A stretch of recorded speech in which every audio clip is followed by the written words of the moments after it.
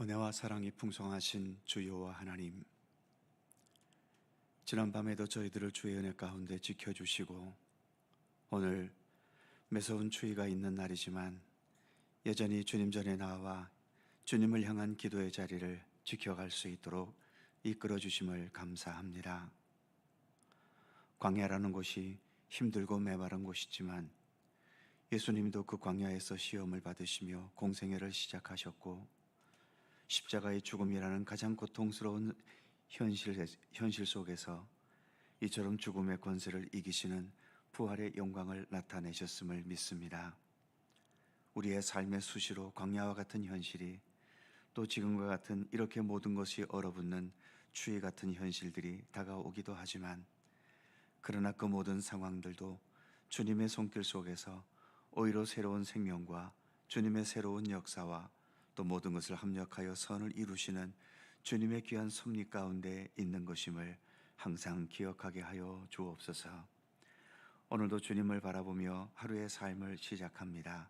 주님의 평강과 은총이 오늘 하루도 우리의 삶 가운데 함께하여 주옵소서. 예수님의 이름으로 기도하옵나이다. 아멘. 나는 지극히 작은 자, 함께 찬송합니다.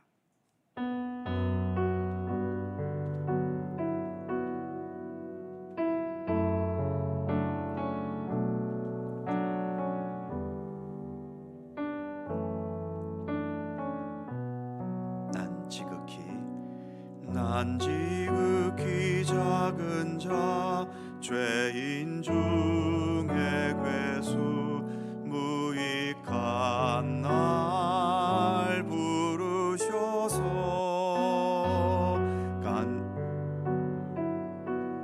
죄인 중에, 다시 합니다. 무익한 날 부르셔서 어디든지 가리라. 주 위에 서라면 나는 전하리 그 십자가.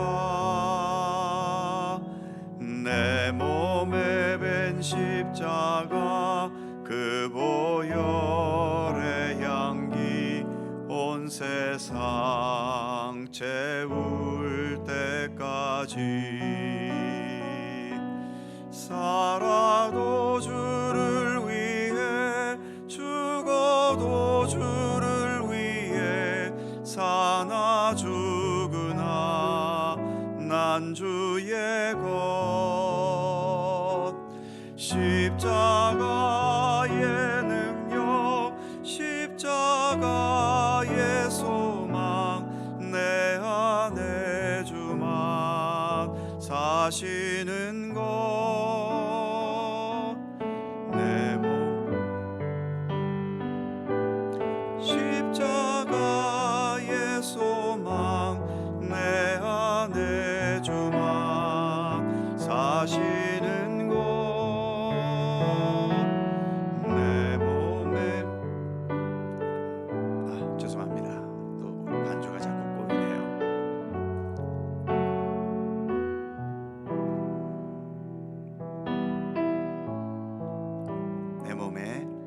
내 몸에 빈 십자가, 그 보혈의 향기 온 세상 채울 때까지.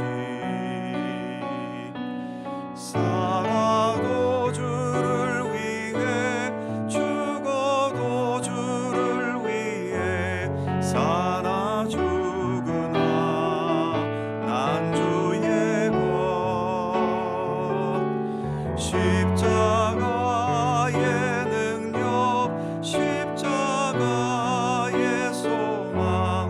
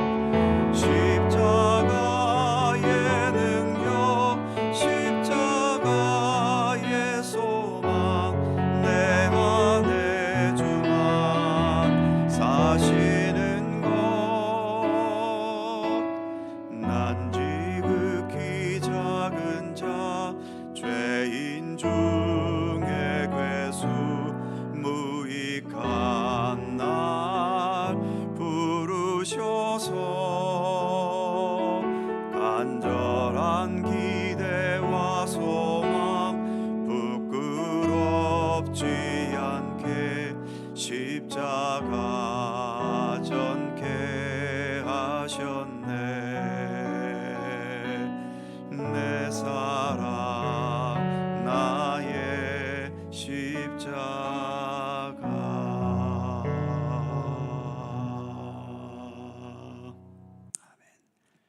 혼선을 빚어서 죄송합니다. 여호수아 8장 1절입니다.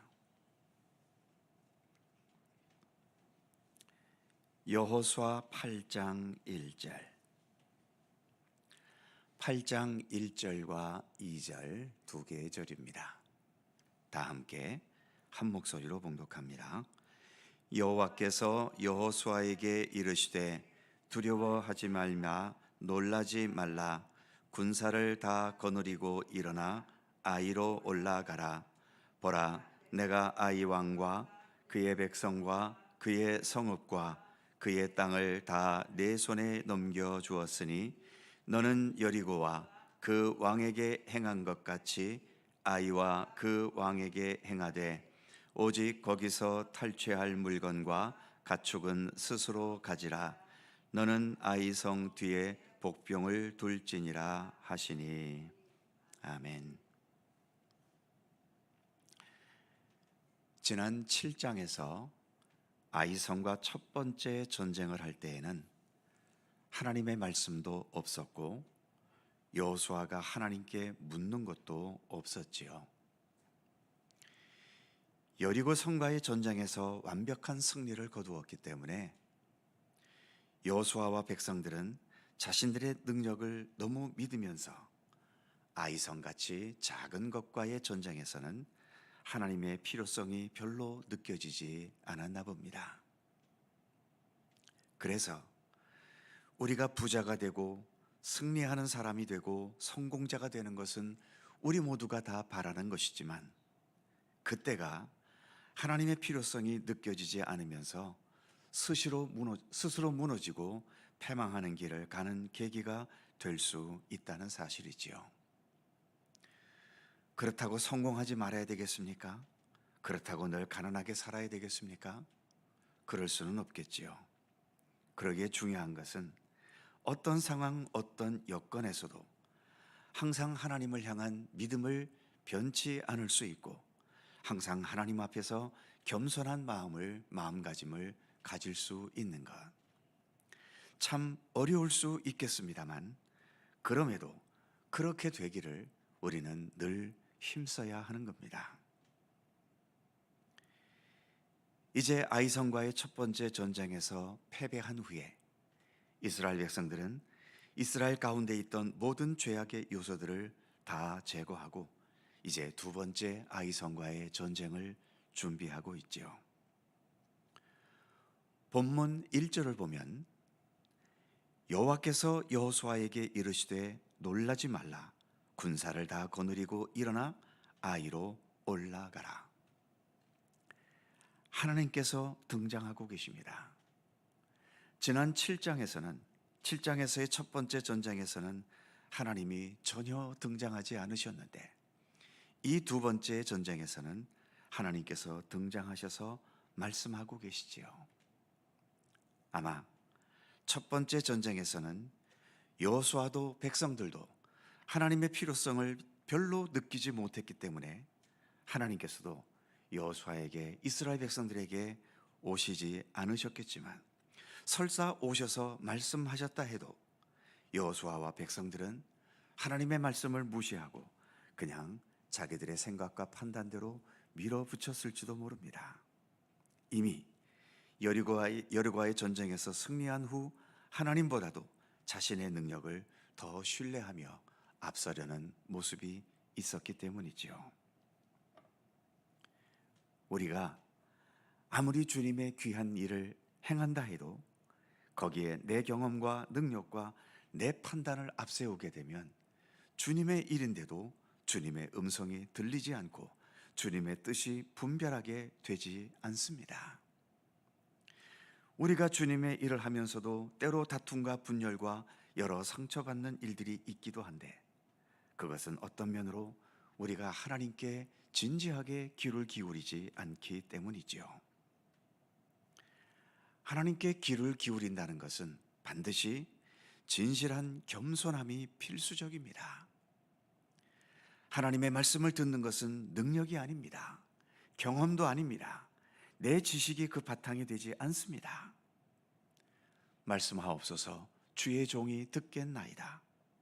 어린 사무엘이 하나님을 향하여 무릎 꿇고 기도했던 것처럼 이런 겸손이 바탕이 될 때에 하나님의 말씀에 귀를 기울여는 의지도 있게 되고, 또 주님께서 들려주시는 말씀을 진지하게 듣고 또 적극적으로 믿고 받아들일 수 있게 되는 것이죠. 믿음의 길을 걸어가며 언제나 하나님 앞에 겸손할 수 있는 자세, 내가 성공했고 내가 승리했고 모든 것이 잘 되었다 하더라도 여전히 하나님 앞에서는 어린아이 같은 겸손함으로 낮아지며 또 주님께 무릎 꿇을 수 있는 것, 그것이 믿음의 길을 걸어가는 데 중요하다는 것을 우리에게 교훈합니다. 또 한 가지 본문이 주는 교훈은 한두 번의 실패가 영원한 실패는 아니라고 하는 사실입니다. 영원한 실패가 아니라는 것은 언제든 그 실패 속에서 다시 일어서고 다시 시작할 수 있다는 것이죠. 아이성과의 전쟁에서 한 번 실패했다고 해서 이스라엘 역사가 끝나는 게 아니지 않습니까? 하나님께서는 오늘 본문에서처럼 또다시 시작하게 하시는 거죠. 진정으로 영원한 실패는 세상 일에 여러 번 실패하는 게 진정한 실패가 아니라 하나님께서 떠나시는 게 진정한 실패입니다. 한마디로 하나님께서 함께 하시면 내가 수십 번, 수백 번 실패했어도 그것은 영원한 실패가 아니지만, 하나님께서 우리를 떠나버리시면 세상 일에 이겼던 지던 상관없이 그것은 영원한 실패인 거죠. 예수님의 십자가의 죽음이 보여주듯이 예수님의 십자가, 그 누가 봐도 완벽한 처절한 실패처럼 보였지만, 그러나 주님께서 함께하고 계신 것이었기 때문에 결국 거기에서 부활이라는 최고의 영광으로 결론 지어지지 않았습니까? 그렇기 때문에 우리는 눈앞에 다가온 승부에 너무 집착하고 순간적인 이기고 지는 것에 너무 얽매이지 않아야 합니다. 세상에서 이기고 지는 것이 중요한 게 아니라 하나님께서 나를 떠나시지 않도록 내가 주님 안에 거하고 주님의 뜻대로 행하고 주님의 방법을 끝까지 지켜가는 것, 그것이 정말 중요한 것입니다. 이기고 지는 것보다 이처럼 주님을 붙들고 주님께서 떠나시지 않는 것이 훨씬 더 중요하다라고 하는 사실이지요. 주로 장례식에서 자주 언급되는 말씀입니다만, 요한복음 11장 25절 26절, 나는 부활이요 생명이니 나를 믿는 자는 죽어도 살겠고 무릇 살아서 믿는 자는 영원히 죽지 아니하리니 이것을 내가 믿느냐? 예수님의 말씀이죠. 부활이요 생명이신 예수님 앞에서는 죽어도 살겠고, 즉 죽음이라는 실패도 절대로 실패가 아니라는 것입니다. 죽음이라는 아픔과 실패의 고통을 겪었어도 예수님의 부활의 능력으로 다시 살아있기 때문에 살아서 죽음을 보지 않는 것과 다를 바 없다라고 하는 거죠. 그래서 기독교 역사 속에서 수많은 박해를 당한 성도들과 심지어 죽임까지 당하며 순교의 길을 걸어갔던 많은 믿음의 선진들, 그들이 기꺼이 그 참담하고 고통스러운 상황을 받아들이며 인내할 수 있었던 것은 부활하신 우리 예수님 안에서 지금 겪고 있는 시련과 고통과 죽음까지도 결코 실패가 아니라는 것을 깨달았기 때문이지요. 세상에서의 삶도 그렇고 심지어 교회 안에서 함께 믿음의 길을 걸어갈 때에도 수시로 서로 간의 신경전과 보이지 않는 경쟁과 자존심 싸움과 자기 주장과 생각대로 펼쳐가는 것에 집착하고 매달리게 될 때가 있지요. 부활하신 예수님 안에서는 내가 저 사람에게 힘으로 밀려 패배했다 해도 결코 패배한 게 아닙니다. 내가 주님의 방법대로 행하고 주님의 뜻을 굳게 붙잡았다면 지금 이 순간 사람 앞에서는 내가 고통을 당하고 내가 패배한 것 같지만 주님 안에서는 여전히 성공과 하나님께 영광 돌리는 길을 가고 있는 것입니다. 주님께서 함께 하시면 죽음이 죽음이 아니라 곧 생명으로 이어지고, 어두움이 영원한 어두움이 아니라 참된 광명으로 이어지고, 실패가 실패가 아니라 그것이 참된 성공으로 이어집니다. 그래서 예수님 말씀처럼 죽어도 산 것이고, 바울이 로마서에서 말씀했던 것처럼 우리가 사나 죽으나 동일하게 주님의 것이라는 사실이지요. 오늘도 우리는 그러한 주님과 함께 동행합니다. 주님과 동행하면서 더 여유롭고 더 따뜻하고 더 넉넉하고 더 주님을 따라 진실하고 참된 생명과 구원의 길을 걷는 우리 모두가 되기를 간절히 소망합니다. 기도하겠습니다. 거룩하신 하나님, 아이성과의 첫 번째 전쟁에서 보기 좋게 패배를 당하고 좌절과 실망 가운데 있다가 이제 하나님께서 지적하시는 여러 죄악들을 이제 제거하고 다시 두 번째 아이성과의 전쟁을 준비합니다. 첫 번째 전쟁에서는 하나님이 등장하시지 않았지만 이처럼 두 번째 전쟁에서는 처음부터 하나님께서 등장하셔서 말씀하시고 여호수아는 또 그 말씀대로 전쟁을 준비하며 실행하는 과정을 또 우리가 볼 수 있습니다. 하나님, 진정한 승리는 내가 내 마음대로 모든 것을 행할 수 있고 또 모든 것을 내가 혼자 독차지하는 데서 진정한 성공이 있는 것이 아니라 끝까지 주님의 말씀을 붙들고 주님의 뜻대로 행할 수 있는 것, 그것이 진정한 승리임을, 성공임을 늘 깨닫게 하여 주시옵소서. 심지어 세상에서는 박해를 당하고 조롱을 당하고 예수님과 같이 십자가에 못 박혀 죽는 최악의 상황이라 하더라도 거기에서 끝까지 나의 원대로 마시고 아버지의 원대로 하시옵소서 기도하셨던 예수님의 기도와 같이 그 믿음의 중심을 흐트러뜨리지 않고 주님과 끝까지 동행할 수 있는 것, 그것이 진정한 승리요 진정한 성공의 길인 것임을 늘 잊지 않게 하여 주옵소서.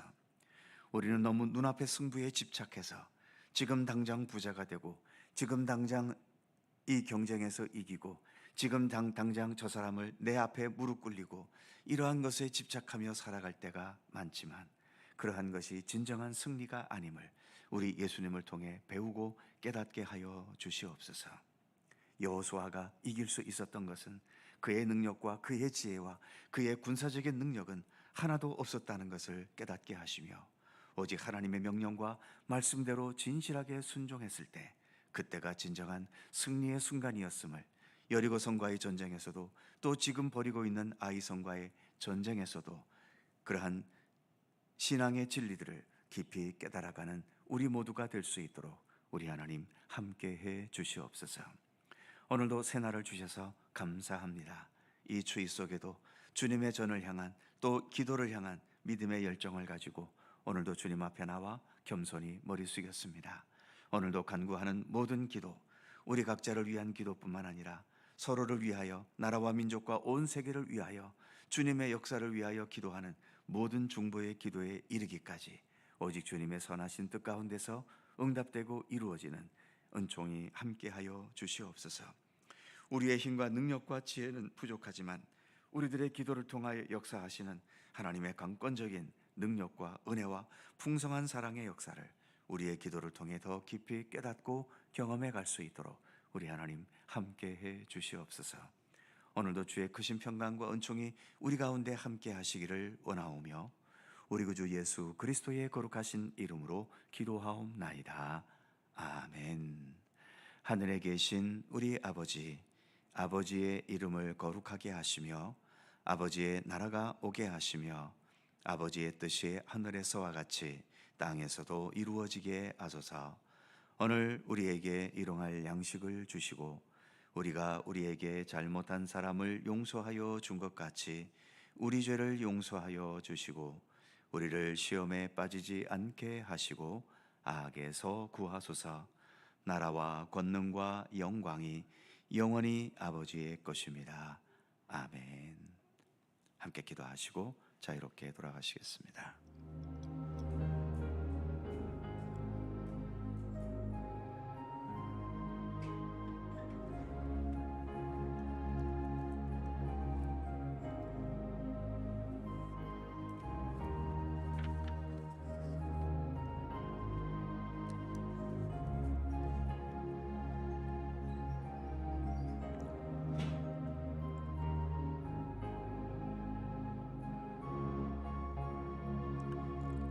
아버지 하나님, 어느덧 새 날을